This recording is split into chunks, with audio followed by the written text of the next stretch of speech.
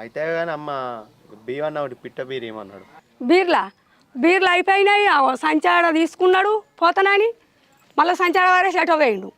లేదమ్మా, ఇంతకుముందు గిన్నె తొవ్వల కలిసిండు నాకు, అవ్విత్తది ఒకటి పిట్ట బీర్ అయిపోరా అని నాకే చెప్పిండు. మావాడు ఇవంటే నేను ఇయ్య ఉద్దరా, పైసలు ఇచ్చి కొండవరి. ఆడ వచ్చినాక మళ్ళీ ఆనికి నాకు లొల్లా, ఎందుకు ఇచ్చినావని ఆడంటాడు. వాళ్ళు ఇవన్నారా నువ్వు వదిలినమాట అని నేనంట. ఆడ లొల్లా మాకు, మీకు అడగటానికన్నా సిగ్గు అనిపిస్తలేదా? అట్టిగా మేము ఎందుకు వస్తాం అమ్మ, మీ కూడా పంపించిండు.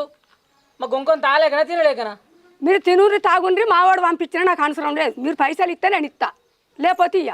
ఆడ వచ్చినాక కొండవరి. అయ్యో మాకు కాదమ్మా, మీ కూడా తెమ్మన్నాడా బీరు. నేను మావానికి అయినయ్యా, మీకు అయినయ్యా. ఏందనుకుంటుర్రు? ఉద్దరదాన్ని అనుకుంటుర్రా ఊరికే ఇట్లా ఇచ్చడానికి? తల్లిని కాదనక పిల్లని అడుగుడు, పిల్లని కాదనక తల్లిని అడుగుడు. ఇప్పుడు ఇస్తావా? ఇయ్యవా? ఇయ్యవుగా. ఇయ్యా కథం. మీరు రేపటికెళ్ళి ఎట్లా అమ్ముతారో నేను చూస్తావు. పో చూడు పో.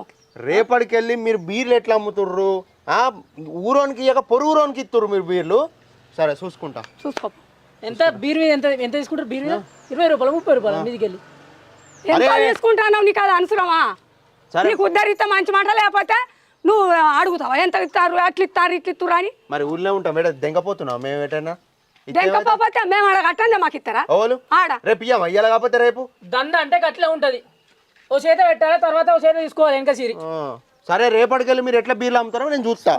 ఏడ దాస్తురు ఏడ అన్ని